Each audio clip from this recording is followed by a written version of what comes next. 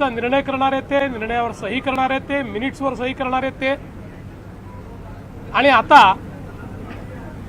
विजय मेळावा घेणारे तेच.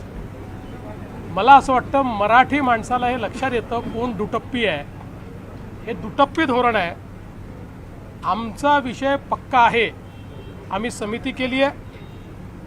जे मराठी मुलांच्या हिताचा असेल तो निर्णय आमची समिती देईल आणि तो निर्णय आम्ही मान्य करू. कोणाचाही दबाव आम्ही मान्य करणार नाही.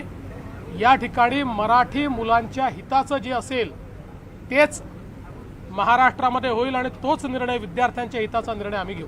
हिंदी भाषिकांना कुठेतरी मारहाण होताना पाहायला मिळते. मराठी वाद गेल्याचा प्रश्न देखील निर्माण झाला. पहिल्यांदा तर भाषेवर मारहाण करणं हे अतिशय चुकीचं आहे. आम्ही मराठी आहोत, आम्हाला मराठीचा अभिमान आहे आणि महाराष्ट्रात मराठी बोलली गेली पाहिजे हा आग्रह चुकीचा नाही. पण एखाद्या व्यावसायिकाला मराठी येत नाही म्हणून मारहाण करणं हे पूर्णपणे चुकीचं आहे. उद्या आपले अनेक मराठी भाषिक लोक वेगवेगळ्या राज्यामध्ये व्यवसाय करतात. त्यातल्या अनेकांना तिथली भाषा येत नाही म्हणून त्यांच्याशी पण अशीच वागणूक होईल का? भारतामध्ये अशा प्रकारची वागणूक आणि गुंडशाही ही योग्य नाही आहे आणि म्हणून अशा प्रकारची गुंडशाही जर केली तर त्याच्यावर योग्य कारवाई ही केलीच जाईल.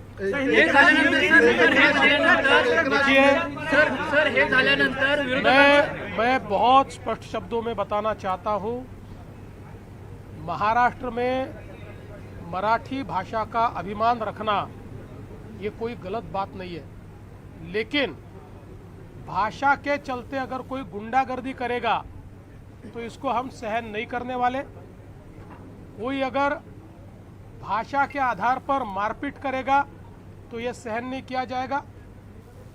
जिस प्रकार की घटना हुई है उसके ऊपर पुलिस ने एफआईआर भी किया और कार्रवाई भी की है और आगे भी अगर कोई इस प्रकार से भाषा का विवाद करेगा तो उसके ऊपर कानूनन कार्रवाई होगी.